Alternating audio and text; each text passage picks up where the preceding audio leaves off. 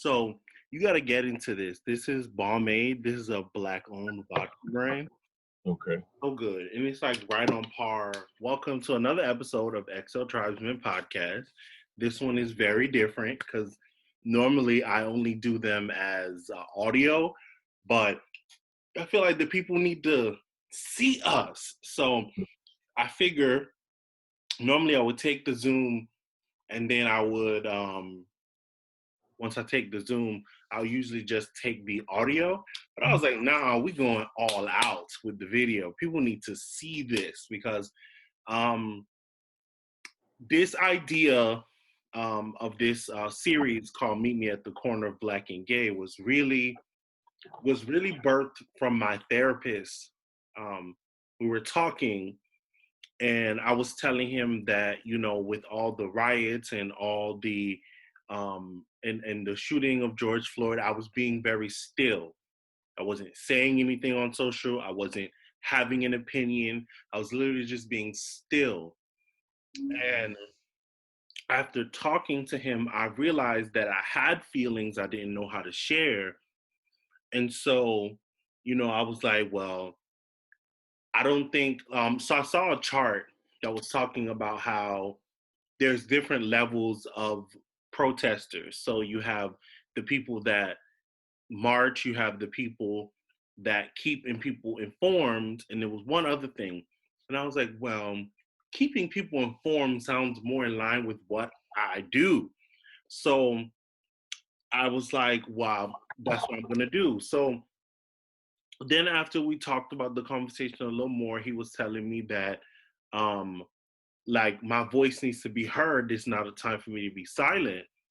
And I told him I wasn't trying to be silent. I just wanted to figure out what my feelings were. I felt like everybody on social media was just talking, and it was like people were mad, they were upset, they were angry, but they were just speaking. Like, and I wanted not to be just another voice. Like I wanted my voice to have a purpose. And so, after the conversation, I was like, well, one thing I noticed, just like anytime I noticed it, but this time, I guess just like George Floyd's death struck a chord with us in the Black community, and then it seems like with us in the world, because I don't think I've ever seen this many white companies have something to say.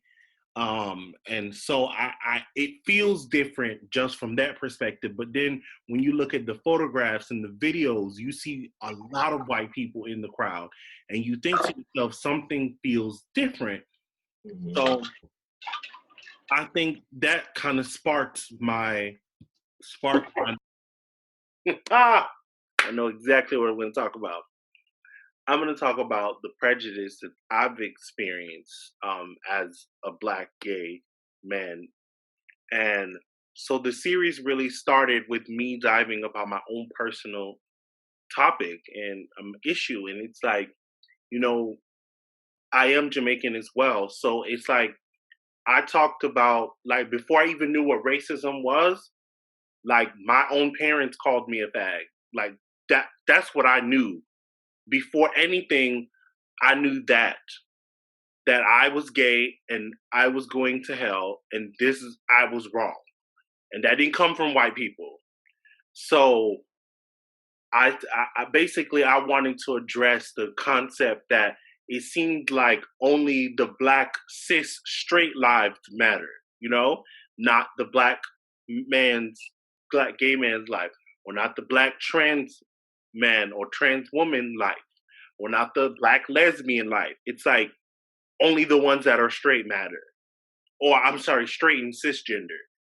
So that was where the concept of Meet Me at the Corner of Black and Gay. So on today's episode, we have Corey here, and I wanted to dive a little bit into his story. How did he come about? I want to tell one quick story, and then I'm gonna turn it over to you.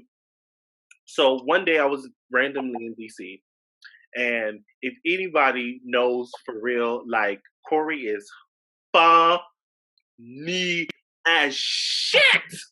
When I tell you, Every time, no matter what I'm feeling, if I'm sad, if I'm down, if I go to your Insta stories, the level of depth that you provide in your stories, it kind of feels the joke. It makes it feel like it's an art form for you. Like you didn't just tell a joke randomly. It's like you Mhm. built up to the joke. And so I really want to talk about how you are really skilled at that craft. And so one day I randomly saw you at the club when I was in DC, and we talked, and I'll never forget the conversation because he was telling me that he's a chef, he's really good at it, but he wasn't sure like should he step out on faith, and I was like, nigga, do it. And then to come around a year later, and not only is he doing it, but excelling at it is a testament to believing in yourself and doing it scared and stepping out on complete faith. So I'm gonna turn it over to Corey for him to tell y'all about himself. Go. So a little bit about me. I'm from Brooklyn, New York. I lived in New York all my life. Brooklyn, where Brooklyn at? I'm Right here, baby. So I lived there all my life. I think that the grind of New York City, like the hustle of it, made me the way that I am. Like I'm always trying to get money, always trying to better myself, always trying to advance. And I've been doing this since I was 23. So I've been hitting. I've been working since I was 16, but in my actual field since I was about 22, 20. So just the culinary field. What else should I say? Well, what was your first chef job? Because you said 23. So what was your first job? My first job was working at the Ritz Carlton in Manhattan. Listen, he didn't even start off basic. He didn't even be like, oh, I started off in the KFC kitchen. Nah, he start there. No, I think because when you in culinary education, like they make you aim high, or like my whole aspiration, if I work at Manhattan, I'm gonna be the best. So that was my first job. That's the time when I had saw Eva Pinkford the first time, right after she won America's Next Top Model, and almost got hit by a taxi cab. But yeah, I was The, starstruck. the stories you have. I got a lot of stories. Okay. So one of the questions that I ask is, so while we in this time, how are you handling, or have you thought about like how to best handle the intersectionalities of being black and gay, where you're maybe you're not aware, but I feel like since we've been in since we've entered into this phase like where enough is enough, there's been well, one trans murder that I know about, which is Tony McDad, and then one, the beating of Ian Dior's that I know of. I, I feel like there's others that I don't know about, but so what I wanted to know was like, what is the intersect? How have you thought about the intersectionality of your own blackness and gayness? How they intertwine? Uh, I think that this has been a long going battle for the black community in general. I think amongst all the things that we battle, this is something that I just feel like there's always a tug of war about. The straight and the gay thing. And I think that why do we allow that to separate us? You know what I mean? Like something so thin. Um, I can't get to the heart of it. I really can't because I don't understand from the heterosexual perspective. I get the religious part of it. If that's the place that y'all are going, I understand. If that's your religion, that's what you believe. But I think the grand synopsis of it all is we all want to live. You see what I'm saying? Like we all just trying to get out here and get it. I think the internet kind of changed our hustle about getting it. Social media changed our hustle Give about us getting the it. avenue of money. Everybody want it and everybody want to get it now. Everybody want that money. Everybody want that bread. They want that life. So, I think that that's the standpoint that we all out here trying to get it. And I think the part that they don't appreciate is the fact that we paved so much way for them. We've paved way for the white gays.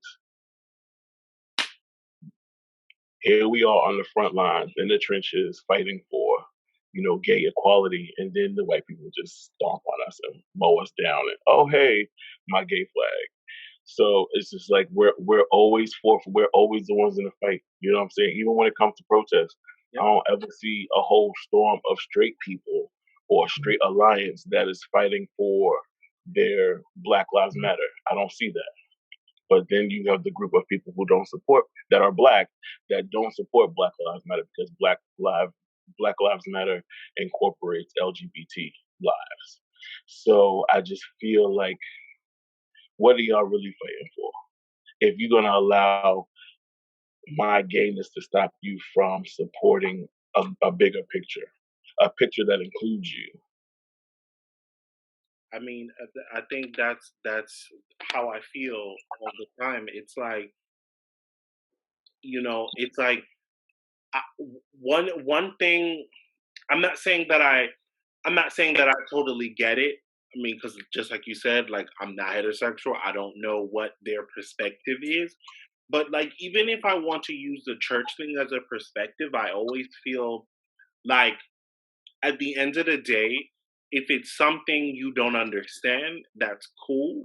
But the right to live shouldn't be something that you are troubling to understand.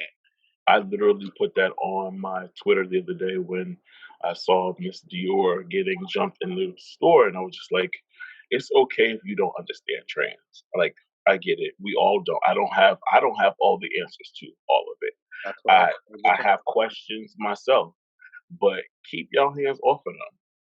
Keep That, your hands off of that's them. it. That's What it. what? And I think that you know these straight dudes or cisgender people feel like they have a pass to beat up on them and or us because we choose a different sexuality. But that doesn't make you any more straight. It doesn't make you any tough. It doesn't make you that man, that nigga. It doesn't make you any of that. Beating up on somebody that's trans. Like y'all jumping on her. She's a small, young lady with a small body frame and y'all are piling on her. You know? And the amount of people that was jumping her was those sheer But thought. it's the heartlessness about all of that It was wasn't just crazy. even a one on one. It was like 30 people on one. Like, and But that's how they move. I just, for the life Black of me, people, I just, raise your children better. Raise your children better. Raise your children better. Raise your children with a level of understanding, a level of respect for just human decency and human respect. There's these little raggedy ones that's out here, these young girls that are not taking care of their kids, not putting anything in them. It's the same kids that's in the school system disrupting the class and don't want to pay attention. It's those kids. The kids that don't have that grandmother to instill a little bit of wisdom in them and make sure they're going in the right direction. These kids are now raising themselves. So I mean, what we can do our part. I mean, as an uncle, I do my part. I make sure my nieces and nephews like they know, the difference between how to treat people, kindness, human decency. One of the biggest things that my parents always taught me is to teach people how to treat mm, you know what? There's a saying I learned recently. It's called the greatest commandment. I just learned it.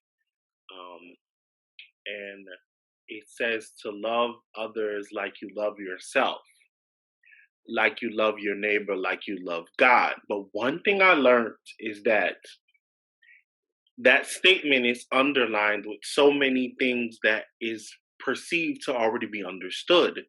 you. And I think one of the things is that we feel we I think a lot of times we automatically believe that people love themselves. And because they don't, they can't treat you well because Hmm. they don't treat themselves well. Hmm. And I think that's something that I constantly think about is Like people don't treat themselves well, so they can't treat you well, which is why they generally go out and don't treat other people well in society. So I feel like it's important, like you said, to raise your kids properly. And I think it's also important that if you don't have all the answers, because you don't, you're human yourself, it's like go out and find the resources for the people that know better and do better. I think about that on a constant basis. Like you don't always have to have the answers, but you have access to the answers. The internet exists. Like Hmm. you can find whatever answer you need on here, any any group you need to join to help your son or daughter get through. Even if you don't understand something, I think let's talk about the trains topic. Like if you don't understand it, the internet is available for you. I'm pretty sure there are plenty of trans YouTube that is willing to educate you up, down, side, round and around. Let me tell you what people love and what is tradition. Hmm. Ignorance. Oh, People love that. Ignorance is bliss. Like you can live, you can put on your rose-colored glasses and believe whatever you want to believe. I mean, sometimes I get it because it's easier to live in that world because it doesn't require you to grow. It doesn't require you to change. It doesn't require anything from you. You can Mhm. believe what you want to believe, put on your rose colored glasses, and march on wherever you're going with that idea. But I feel like when that happens, right, it's like, what are the moments that you decide that the image in front of the rose colored glasses is clearly distorted and you have to take it off to clean the lens, and then you can see it's like what is that moment, because there no matter anybody who wears glasses knows every once in a while you have to take it off to clean the lens because it gets fogged up or it just gets dirty.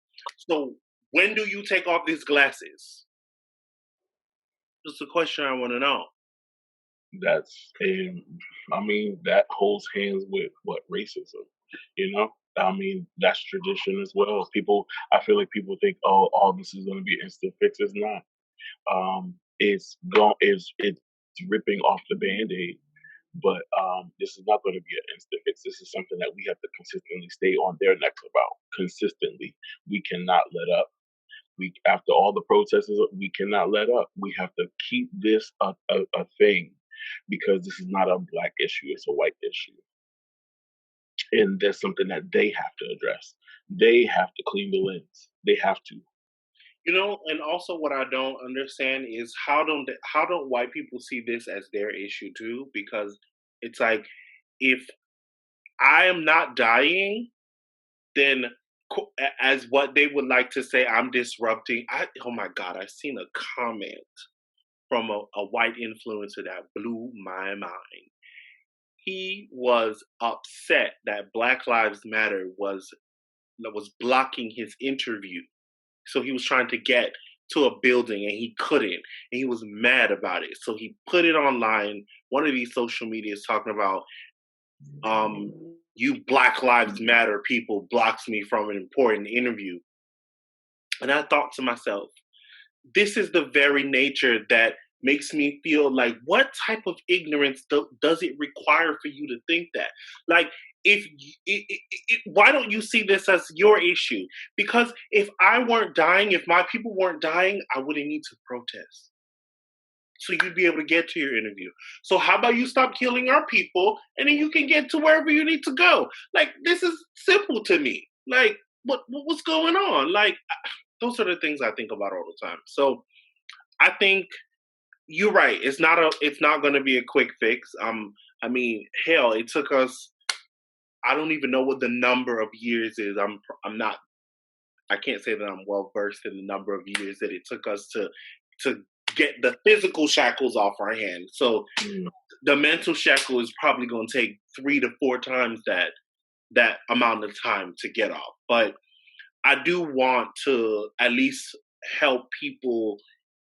My idea was that if I can help, people say if I can help one person, people say that like if I can help one person. But my thought process is like I really want to help more than one person because like I need enough people to be changed by this interview that that it creates a whole bunch of trees that the branches that come off of them are no longer racist or no longer feel like, they need to inherently discriminate against people, black people. So I want to affect more than one people, more than one person. But Mm. at least I do want to leave, hopefully, with that understanding that the people that watch this, at least they get that little bit from it. So my next question is, what do you believe would be the outcome if countless black men and women that were murdered was a part of the LGBTQIA plus community? What do you think would be the case? So if they found out George Floyd was gay, what would have came of that? Like, what do you think would have happened? I think what they normally do, what the black community normally does, is they put a blind eye. That then you see the divide. You see the split of the Red Sea. Like you see all of it. You see um, the division, literally. Just like how the young lady, the trans woman, Tony. um, yes, that nobody even. I put the hashtag up. It's all selective. I think that the fact that we even still trying to get coverage around Breonna Taylor shows you, like, we will focus on one thing. You know what? This is a very broad issue. You know what? I thought about that too. So is it a thing because they're men? Because you're right, the cisgendered women don't get any coverage either. Sandra Bland was lucky. Brianna's just like, because they had no information on the case. Like they said that they looked through like 4 documents and they were nearly empty. That was the police report. This young lady was murdered, and that was her police report. So I think that we have to stay on their necks about that and get justice for her. But yeah, they will put a blind eye on that situation. We are the only ones that typically fight for us. Like we literally have to find a family within our own community. You know what I'm saying? And that's for the young people that are being abandoned or being kicked out at a young age and having to fend. Now you have to go from being a teenager or a young adult to now being a survivalist. Yep. And And then that gets into our community, and we start to date those people not knowing their past, whew, not knowing that they're coming whew, from brokenness. if you don't talk on this show, listen, listen, I'm gonna tell y'all. Listen, I've spent my whole adult life being broken, not knowing that every person I was dating, every friend I was making was a direct result of my brokenness. And until you make the decision that you need to heal yourself from whatever was done to you or whatever wasn't done to you in the absence of, you'll continue the cycle of dating broken people. And usually that's us because we get thrown out. We get put out of our homes. Sometimes it's just, oh, you got to go from here.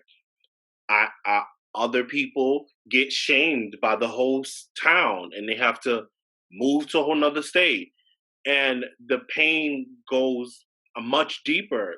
Everyone has different situations that happen to them in their, coming out journey. But that is also something that affects how we move and operate in the world, very similar to how racism affects how we move in the world.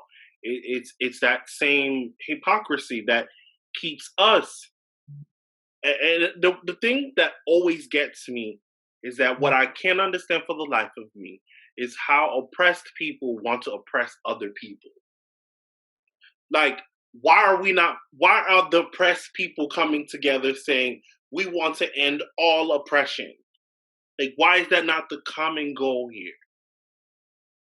I don't get that part. I really don't get that part. And that's the part that bothers me more than anything is that somehow, and then not only is I feel like you feel like your oppression is superior to mine, but then you make me feel like I have to pick which one of me is superior. So am I gonna fight with, oh, people love to say, oh, you're black before you anything. That's fine. If you want to go with that story, we'll go with that. I'm black before anything, but I was a fag before I was a nigga. So what's up? Mm, mm. So it's like ha- like what do you do when That's you get why I wrote on, I think on my Facebook, it was just like, it's crazy how we got to be out here and y'all beating up on trans girls and killing trans girls in the black community, but we're out here on the front lines fighting for the very equality and rights that y'all want. Y'all just chilling at home. And the most of y'all are chilling at home, and we're the ones out here doing it for y'all as per usual, getting y'all jobs, designing y'all clothes, mm, doing y'all hair, mm, doing makeup. mm. You can keep going. Like I mean, we literally influence most of culture, and Mhm. somehow Black gay culture is fucking amazing. It's taken over everything. The way the girls talk, the way men talk. Y'all pick it up from us. Y'all get it from us. dress. The way y'all dress, y'all get it from us.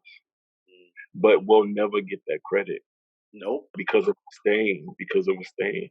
But you'll hit that line whenever you need a wig or whenever you need an eyelash.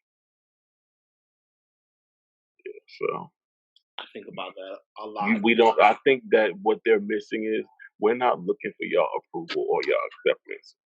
That's it. Like that's the biggest thing for me. I'm not looking for nobody's approval or anybody's acceptance. I'm gonna be me regardless. Yep. It's up to you to either get on board or get off. Like that's it. Like, but this train's still gonna go. Any which way, because regardless of the fact, I still got to go. So, I I think that that's where they're lost at. I think that they still think that we're looking for acceptance, and that's not the message that we're sending. no, not at all. I think in terms of acceptance, I think that part of me feels like part of me feels like we've grown beyond looking for acceptance, but I still feel like there's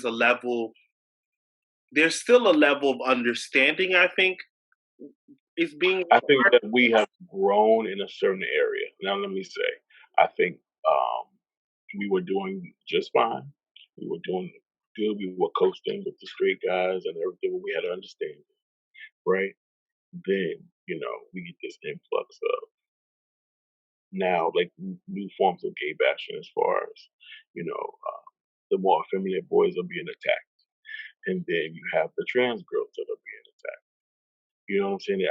I think this is just my hypothesis.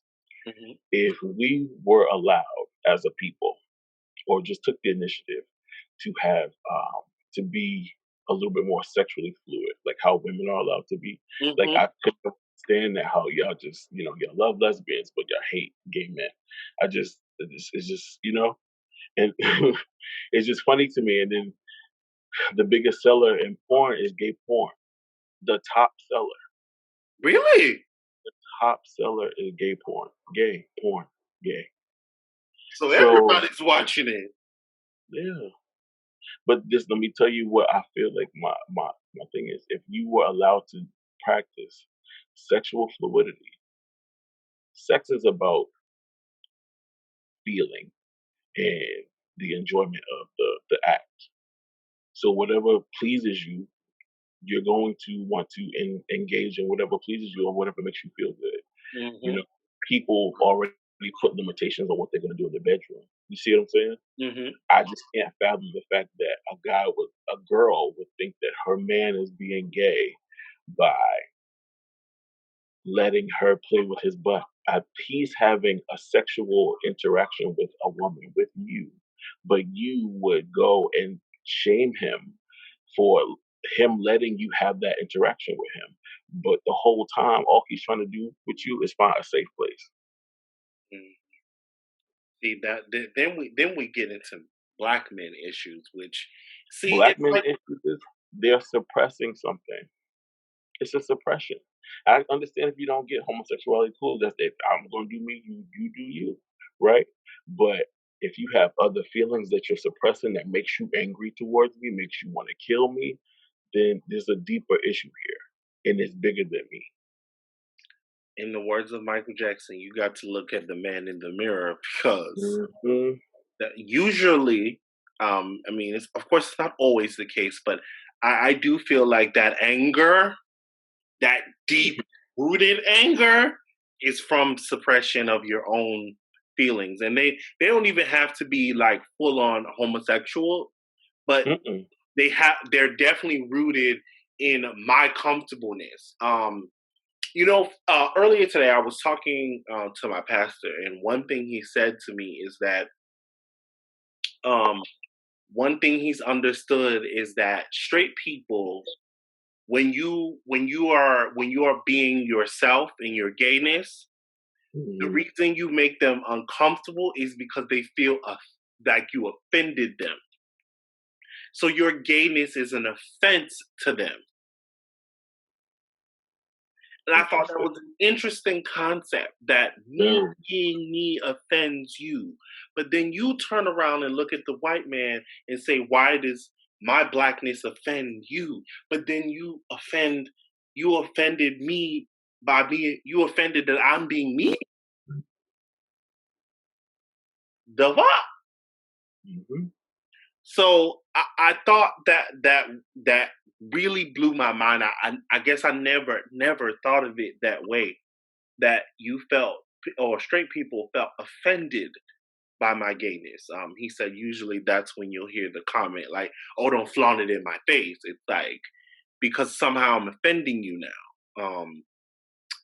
And that part just really fucking blew my mind. But so my other question is, if you had the mic and a million people were listening, what would you say during this time?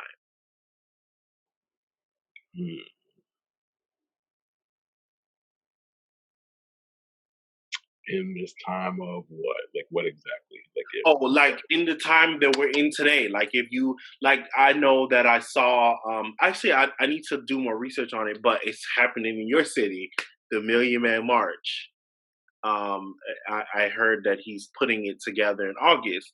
So if you were the person standing at the front, and there's a Mhm. million people at your ear dispose. Is that the word? I'm not saying it right, but at your disposal. Like, what would you say to them? To That we are one people, um, undivided, just to get that portion of information in their mind. Black, you all in all of your blackness, we're all one. In all shades, we're one. Racial, biracial, like we're just one entity, one community.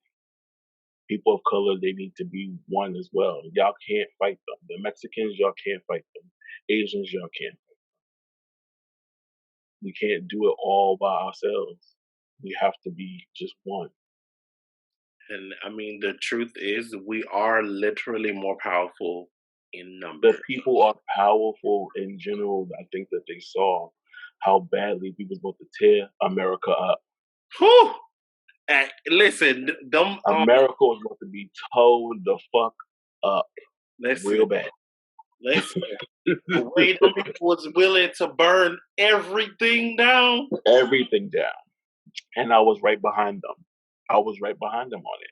Because if we don't have nothing, y'all not gonna have nothing either. And I'm okay with that. We'll rebuild like we normally do. And I'm okay with that. I'm okay with not having a Starbucks for a year or two. You I'm know, okay with that.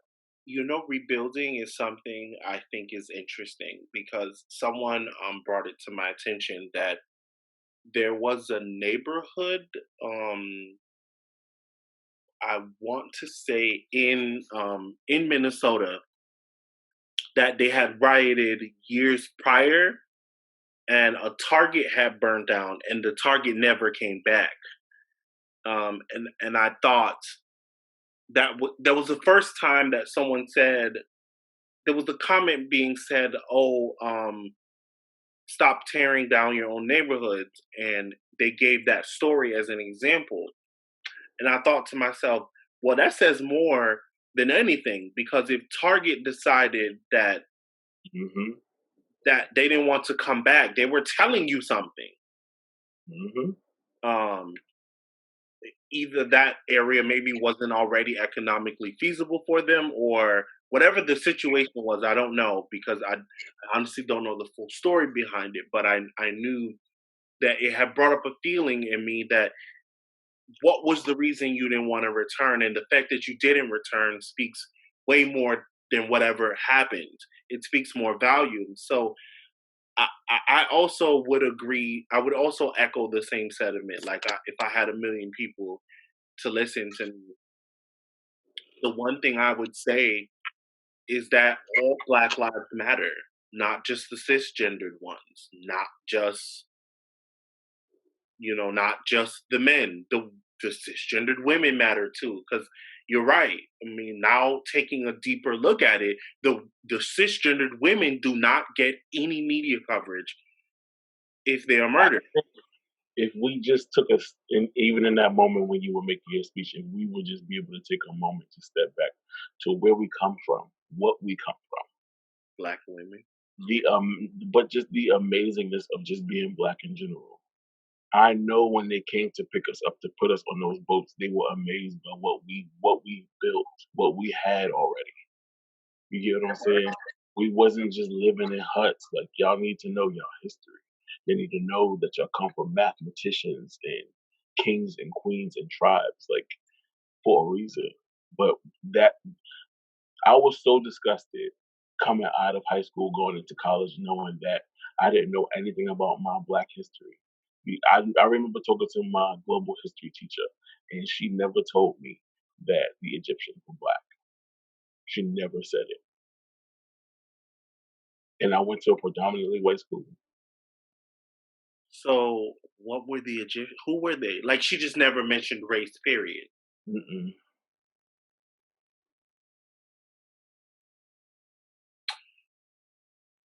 She hinted towards them being Caucasian.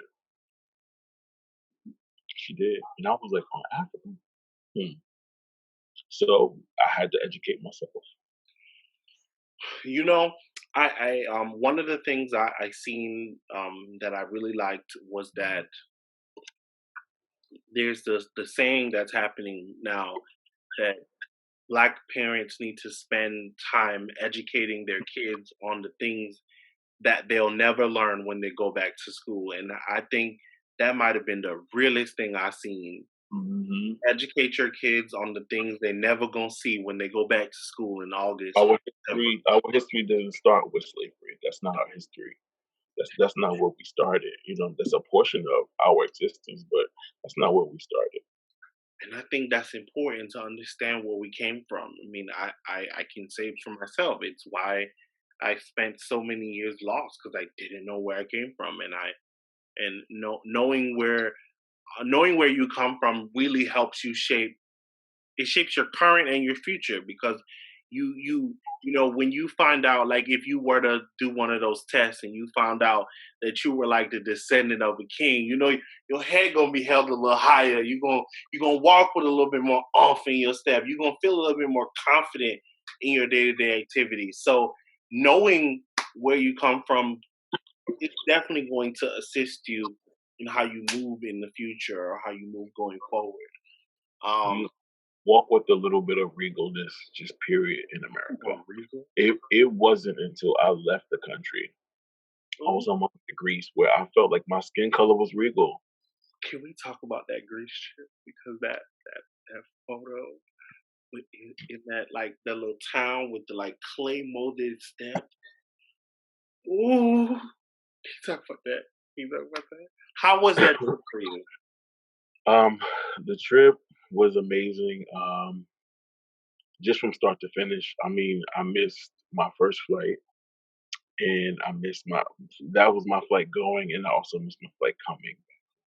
So yeah, it was adventurous and expensive. But it was overall it was a great experience. Just the views. The views is something that I cannot replace. Like I don't know if I could explain the feeling of going out of the country, being somewhere else, being in a foreign place, not really knowing what's going to happen next, but looking forward to the adventure of it all. It was pretty dope. I think Greece is chill. The people there are chill. The food is very fresh. The air is very fresh. The views are just amazing. Like those clay buildings and stuff, that was on the side of a mountain. Oh, wow. Yeah, you could literally The eat clay. and dine. Yeah, you can dine on the side of a mountain. So it was a little scary, but it was dope though. See. All right. So this is one thing that I told myself in 2020. Well, I started last year. Mhm. Last year was my first solo trip, but of course I didn't go out the country.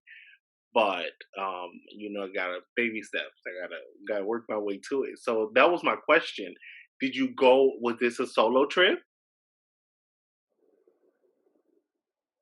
Okay. So I want I want to take a solo trip out of the country, but Mhm.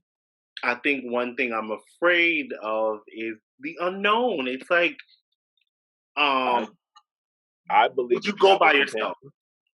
I believe in travel companions, Okay. but I just because you just never know. Just as a black man in a foreign country that you don't speak the language, you don't but your spidey sense has to be on. Your spidey sense has to be on. Yeah, Those are the things I think about. Those are the I things almost about. I almost ended up in jail in Greece like 2 times, but Oh my um, god. I think yeah, yeah. You see, you might unknowingly do something that, like, It wasn't that. I think that I had been up for like the equivalent of 3 whole days or 2 whole days, and I hadn't slept. I didn't realize I didn't sleep, and the time zone changed. So my patience was a little bit thin. Yeah, it was very thin. Yeah, so that was all. So the other person had to like bring me back to reality. It was like, okay, chill. It's like, okay, no problem. yeah. So I think what I want to leave the people with is number one. Um, it definitely feels like there is an evolution happening, or as they say, the revolution is literally being televised. It's interesting that phrase has been said for, I'm going to say, my whole life. I've heard that phrase either in a song or in a quote or something. But this is the first time in life. Well, not the first time. This is my second time in life. But the first time in life was, I will say, I had a very proud moment that when Obama turned on the rainbow over the White House. That was the first time that I had felt seen. Mm, I have to say that moment was the first time that I was like, the revolution is literally being televised, and this is the second time. even in that moment, I still feel like, and I'm just gonna be true to who I am. Even in Okay, that be true. moment, Be true. I still feel like there could have been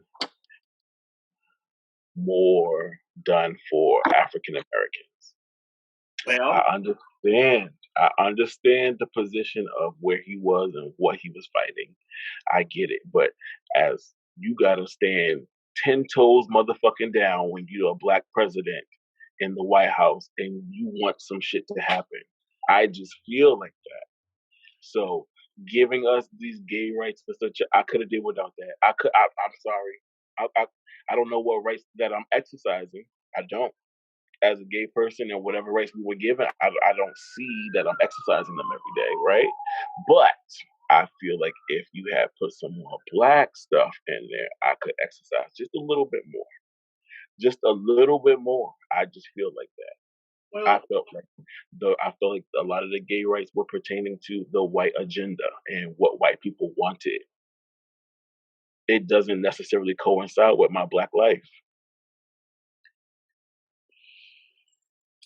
all right. I No, know, I no, no, know, no. No, no, no. Because I this, know. I definitely want this forum to be. I definitely want this forum to be a open forum, and I definitely want it to be an educational one more than Mhm, anything. I think I definitely one thing I would say is that I think my next piece that I write, I'm going to do a lot of educating and not like my last article was very angry. mm, But I'm mhm, gonna do a little bit more education on my next one. But no, no, no. I think part of that, and correct me if I'm wrong. I could be wrong. I don't think I. You're very. You're one of those people I call quasi. You're mm, very public, but only with like a small sector of your life. So everything mm, else is private, right? mhm, mhm. But how do you say this? Are you unwedded? Am I unwedded? Yes.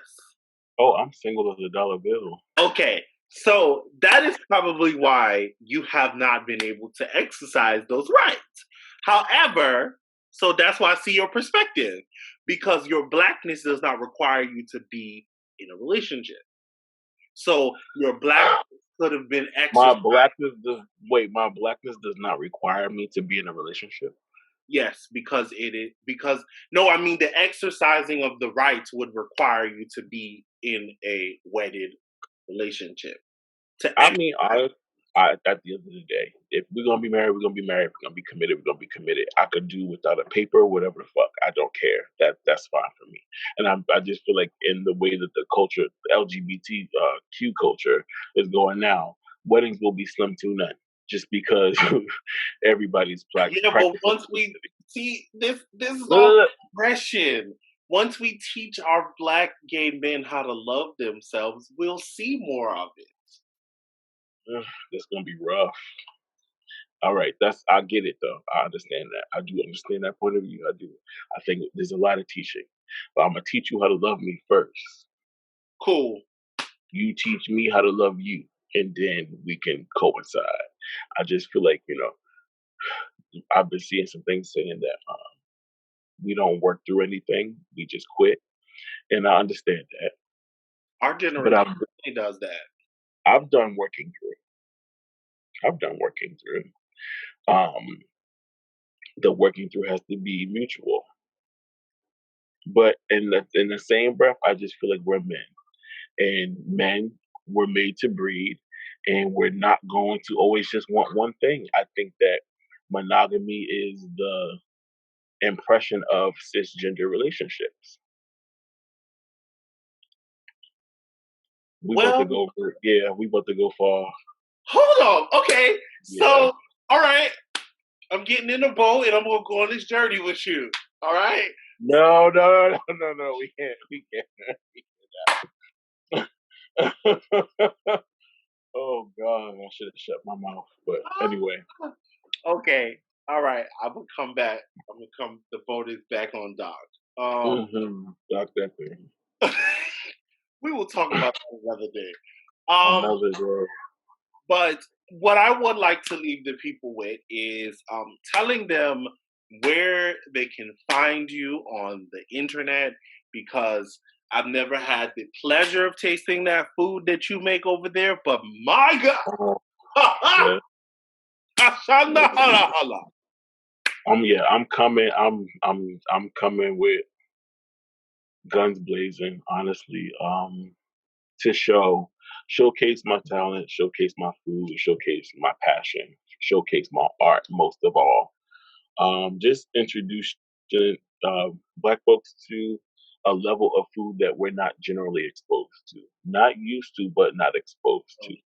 You get what I'm saying? Because there are a lot of black people who know fine dining and who are used to it. I want to leave an impression on it. See, but I want to leave an impression on people that are not used to it. I have a controversial name for one of my restaurants, but yeah, Oh, you have an idea already of like what you want to I do. call it. Yeah, I do. My business partner says that we're gonna need a, I think he said a PR person or something. Oh, because you can't talk? I can say that.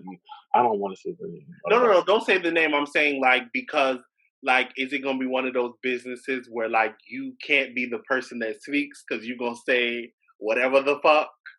So you Hmm. need someone who's gonna package your message in a pretty bow that's gonna make it palatable for everyone Yeah. to They receive. already put the reins on me. Like I can't do certain things. I can't post certain things. So I have to always make sure and be cognizant of like what I do. So I can't like live my regular life like everybody else lives their regular life. I have to always have it like screened. You know, you know, those are the confines that I'm going to say used to keep me. Um, Mm, I think this what happened to George Floyd, him getting murdered, it freed me because I was always afraid to talk about race issues. I was always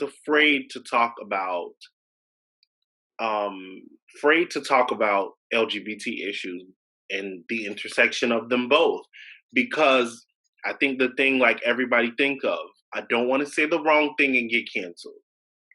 I don't yeah, cancel I think is real.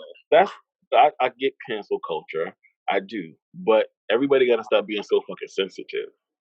Like we are literally turning into the generation of sensitivity. Y'all can't take a punch to the chest, like, and then get back up and be like, "I eat those." Like, it's okay. We're not all perfect, and we're not always gonna get it right. You know what I'm saying? We're not. Yeah, everybody's gonna make a mistake. We all have different views on different things. That's what makes us individuals, right? I'm a delicate flower. You are a delicate. Yes, you're a delicate flower. But I just feel like that. I think cancel culture, it just don't overdo it. I get if it's something that's severe, but if it's something that's minimal or something that's just a generic mistake, then you gotta understand the difference between the two. Okay, all right. I I see what you're saying now. I got you. You get what I'm saying? You get what I'm saying? I got you. Um, It took me a minute. I had to cipher through, but I got you. I do agree with that. I do feel like there are some instances where the situation required didn't require a cancel. It required an education, or it required basically like as they would say, like when you do something wrong at the job, depending on how big it is, it's like this is a retraining moment. This is a go in the office and take a re-education course. Like this didn't require you to get fired from the job. It's so I get that. I don't think we know the difference, but that also comes from pain. Why we don't know the difference? We because I just feel like all y'all do is get on the internet and be like, "Ooh, that person says something," I like ta ta ta ta ta ta ta, and y'all just go in. And I've seen people like that's why I said to my best friend, I'm not chasing fame. I don't want that shit. I don't want fame. nope, I'm good. nope. Um, I, I barely want popularity.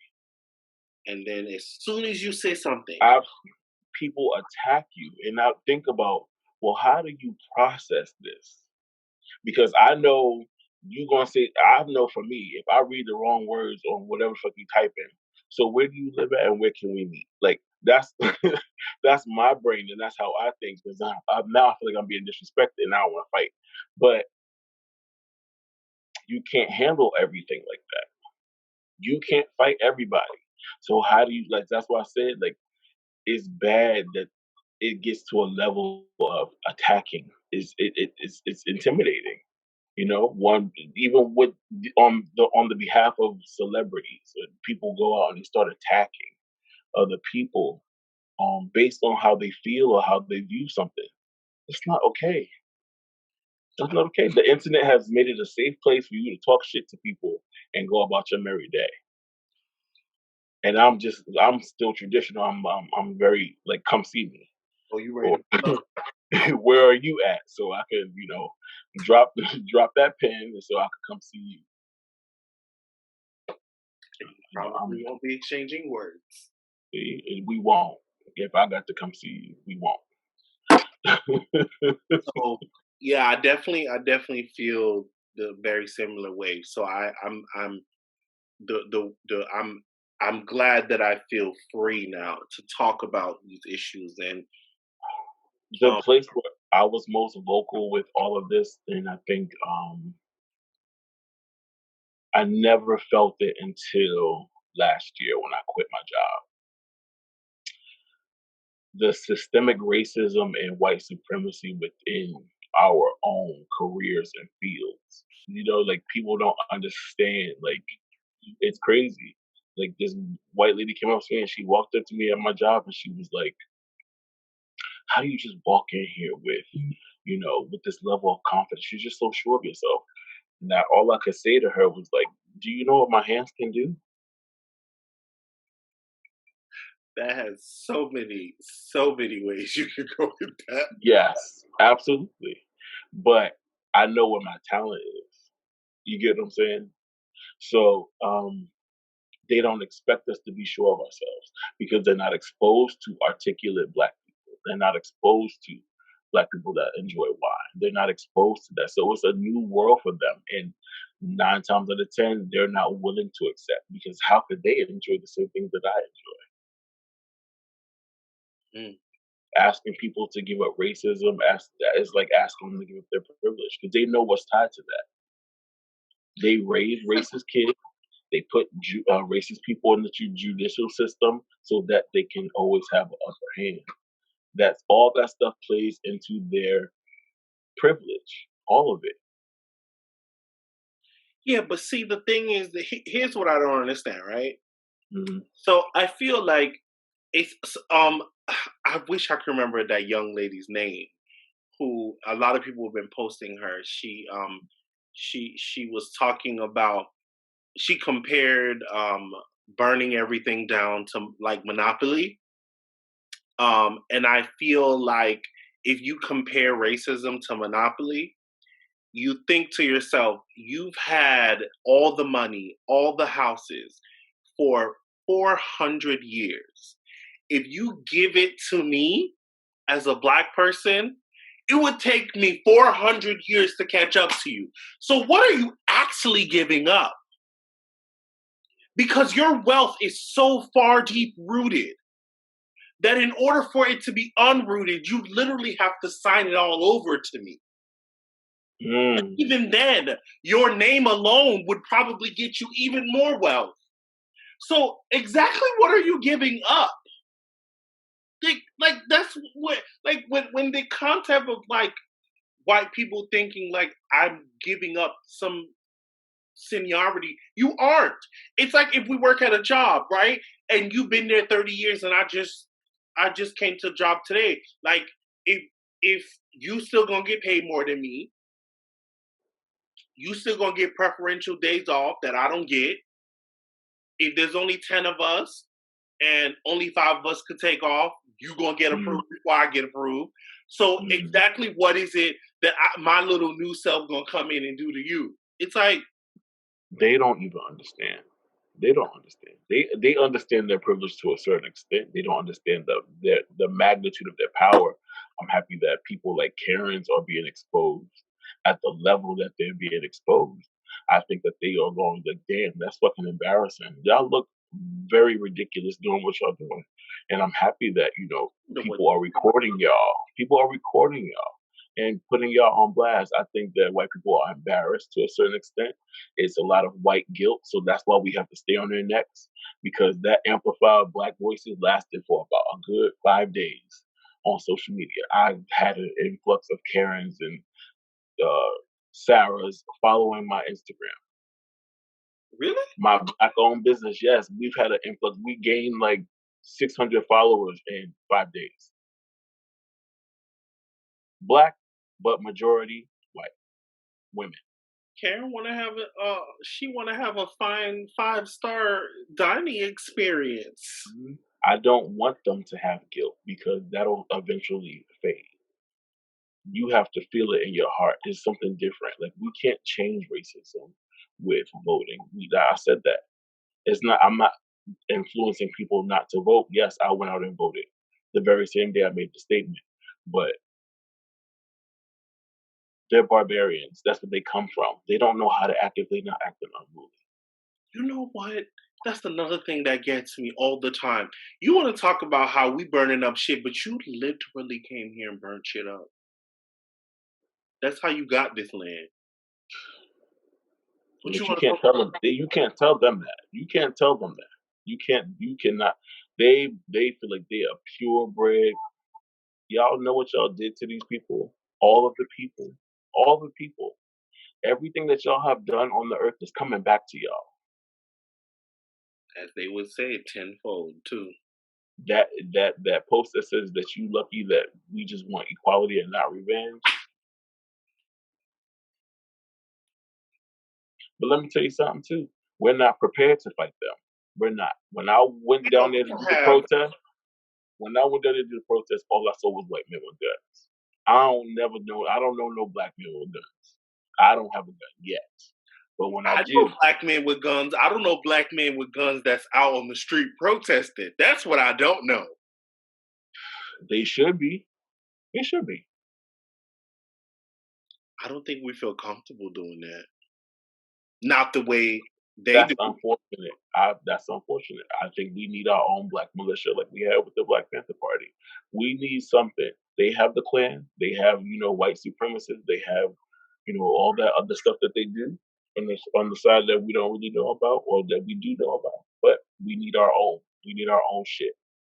Our own level of protection. Every time we get a black voice that's going to stand up and fight for us, they kill it.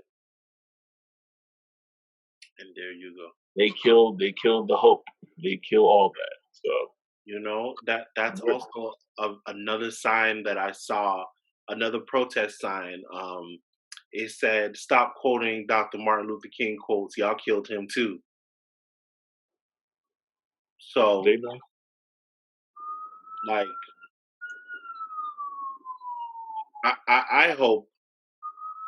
What I hope, I'm pretty sure, like our ancestors hoped. I hope that this is literally the last generation. I hope that our generation. They're getting a taste of this new generation. They're getting a taste of the millennials and Generation Z.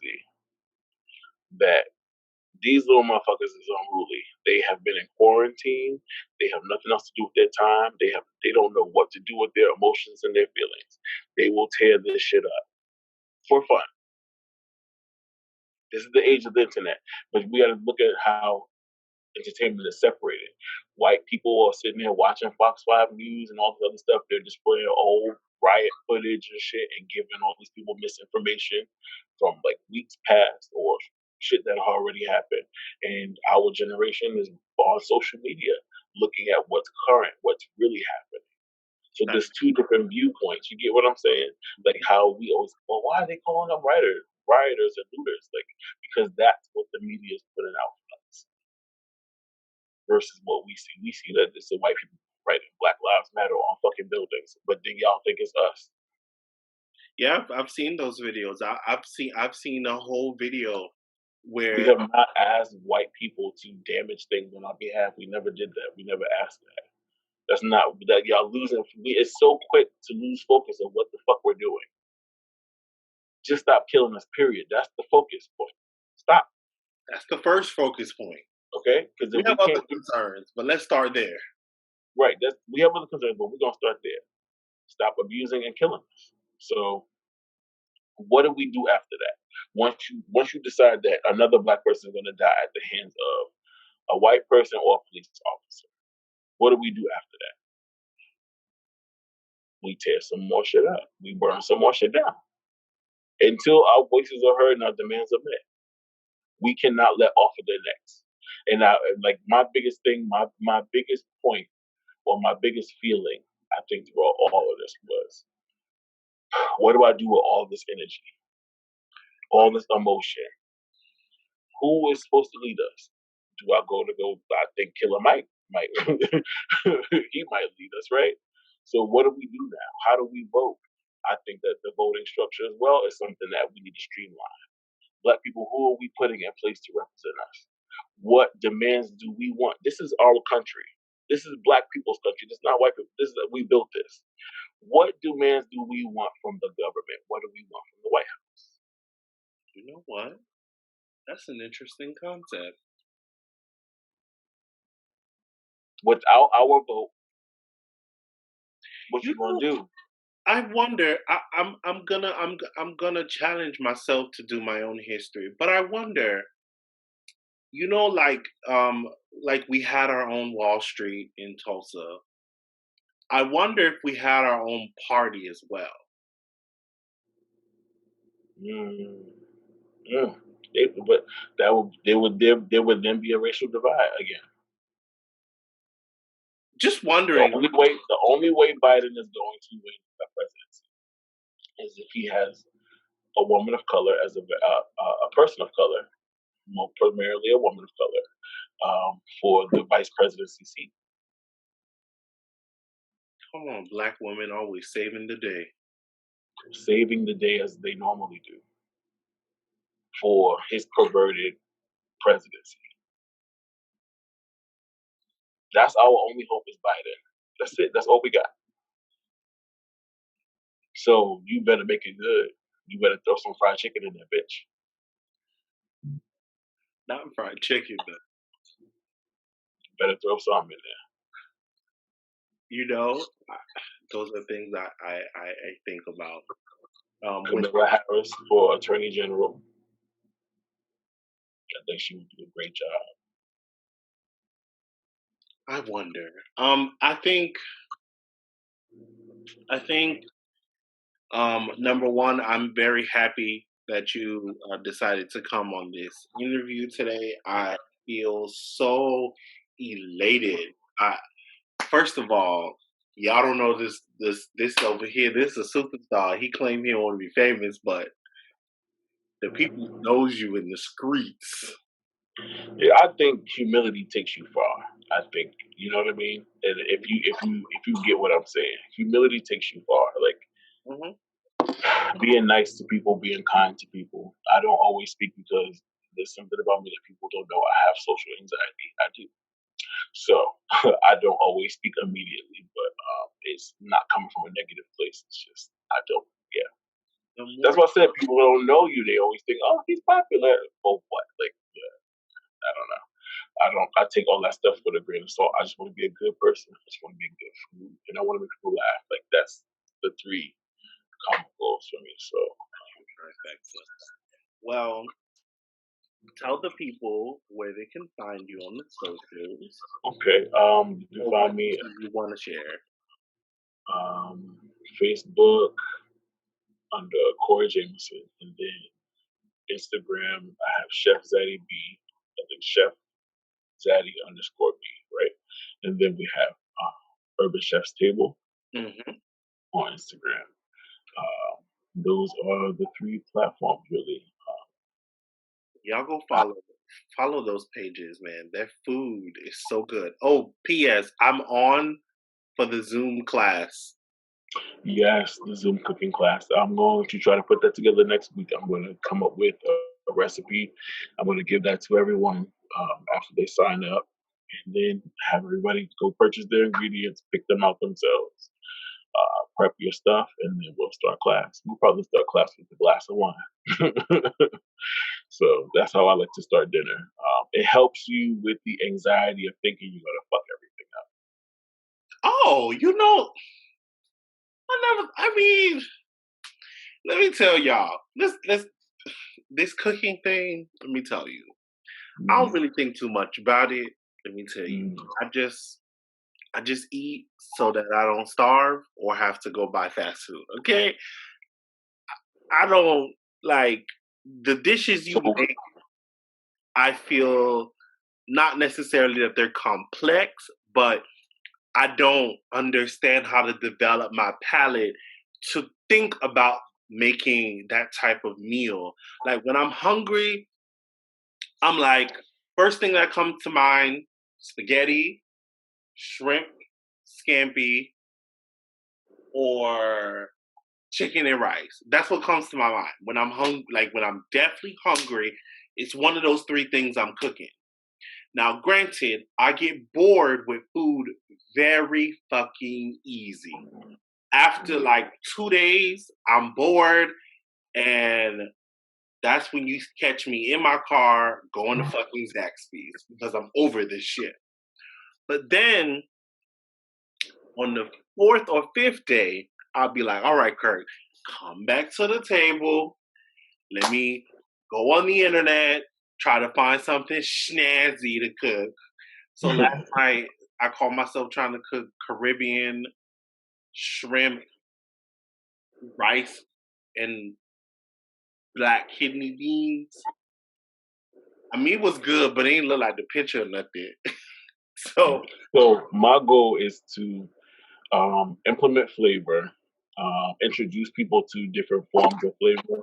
I think the biggest part is that I'm taking away a lot of our processed food, and my focus is on the bounty that Earth already has. So if I can get you to enjoy soul food with food from the earth rather than having food from the can,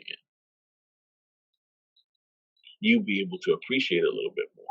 I'm all for that. You know what I So struggle my with? what Seasoning. seasoning? So I'm happy that you say that. I am literally dropping my seasoning Shut up. line. Yeah.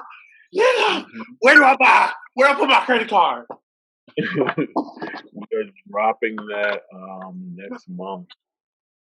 So this is literally the shrimp. This is the shrimp and garlic seasoning right here. Uh So huh. you just literally sprinkle this over your shrimp and garlic. You can do it. This also converts to a dipping sauce for your seafood boils. It also converts into seasoning for your seafood boils. So you can sprinkle it over your the seafood when you're done. Uh, so how the lady has the Smackalicious sauce, we will Yes. have our own seafood sauce.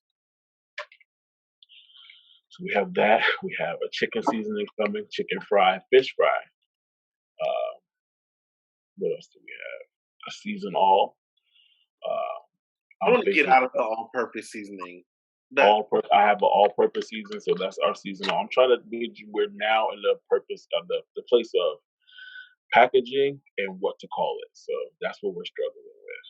I like to use my personality from social media to name these seasonings. So that's the thing that I gotta buckle down on. So yeah, okay. it's literally here. We have all the content already done, photos and taken, videos done, but this is it. I'm ready. I am ready. I'm putting it in a place where you will never fail. That all you need is me. You'll never fail it. I've already done all the work for you. Just season it, cook, and press. Oh wait, I have a question. Mm. So for us people who are trying to stay, all right, let me tell you what my second biggest struggle was with seasonings. My second biggest Mm. struggle. It was the um finding a low sodium seasoning. Most of the seasoning, especially the black and Hispanic ones, which are the ones Mm. I love because I fucking love my Goya. Well, I used to, but the sodium content is through the roof, and if it's pretty decent on sodium, it has MSG. So the way that I cook, I'm gonna tell you, you can achieve flavor without Lowry's, Tony Chachere's, and seasonals. Um, it's about how you impart flavor. I primarily cook with kosher salt. 9 times out of 10, I don't think that Lowry's goes in everything. Um, Salt is a flavor enhancer. It helps build the flavor. Hmm. So 9 times out of 10, it's about the herbs and the spices that you use. Oh, so you use the salt itself. So, okay, so it's like those cooking shows where there's like a container and it has salt, and there's a container and it has pepper, and there's a container and it has this. So you literally build the spices every time. So Hmm. that's my problem. That's what I don't know how to do because every time I'm cooking, it's all purpose. We're going to teach you that in the Zoom cooking class. You're literally gonna have an experience in your home that you've never had. You're gonna smell smells that you've never smelled. So we're literally introducing you to how we build flavors. Like that's how you make great food, fantastic food. I've been in the industry for 6 years, 16 years. So building flavor is something that I'm proficient at. So like, I started out as a pastry chef, and now I'm an executive chef of Urban Chef's Table. Well, peoples, that's why you trust him. He's the chef, not me.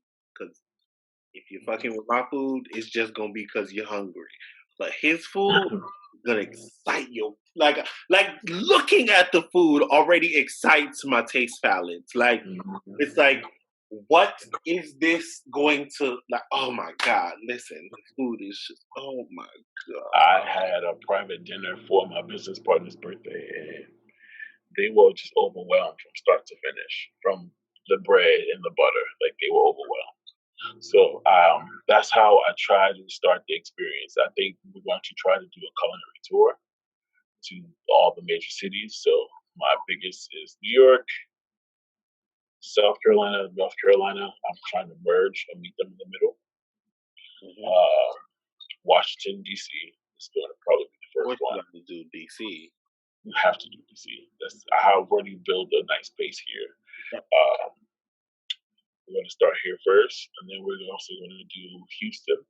We're going to do Atlanta and California, LA. Yeah. I'm excited.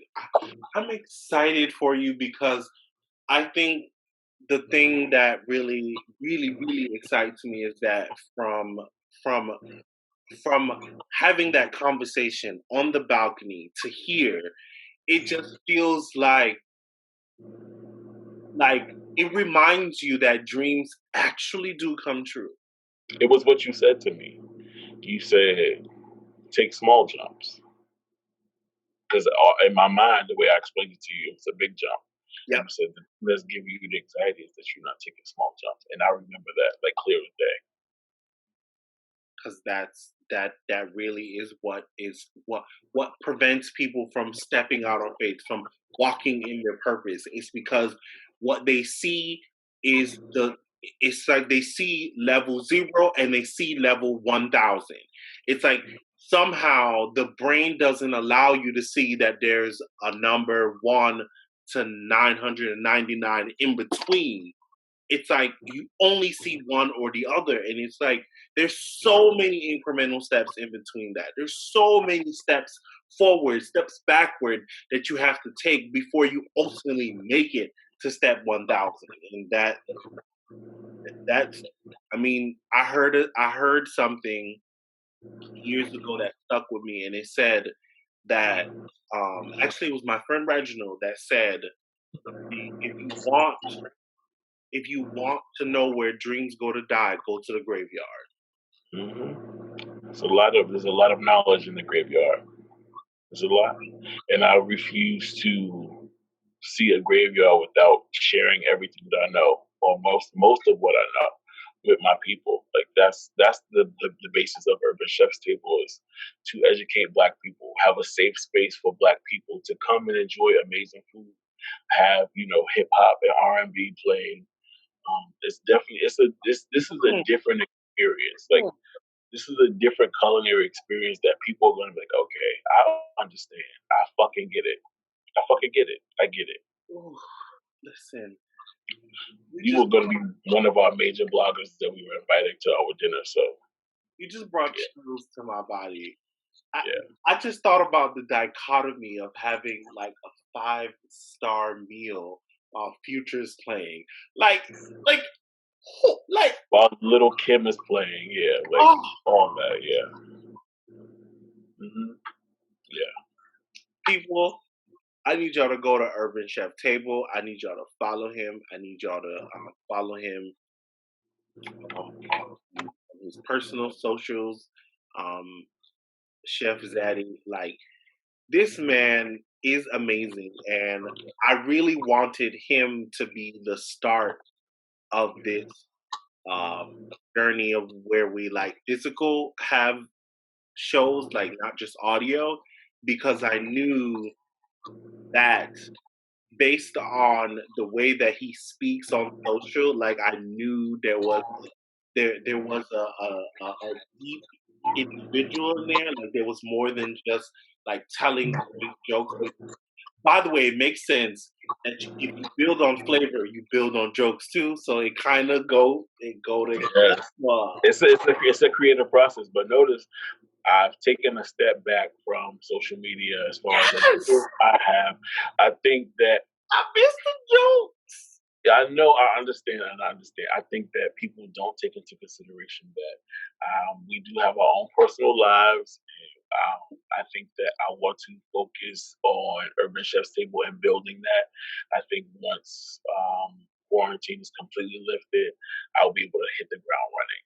Okay, Um, I mean, I'm gonna go back and I'm gonna go post some stuff, but yeah, I miss it a little bit. I do miss it. I miss the interaction. I know people miss the interaction with me, but yeah, I'm gonna try. I'm gonna try to focus on it. I know.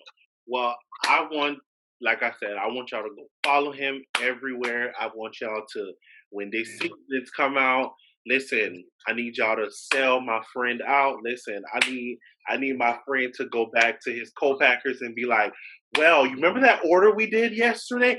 We're gonna need right." Yeah, I'm ready. We got I have our e-commerce product lady. She's already in place to start packaging and shipping, so we're ready. I'm ready to buy it. I'm ready to have new flavor palettes. Like I'm ready. I'm making things that you won't fail at. I'm even making a peach cobbler kit, so it's just as simple as sprinkling it, baking, and then eating. Super, super easy. Look at that. Well, I really enjoyed this interview. Thank you so much, Corey, for coming on to the show. Um, Mm. listen, until next time, guys, stay well, hydrate, and go to fucking therapy. But until next time, I'm Kirkland, your host, XL Tribesman. Peace out.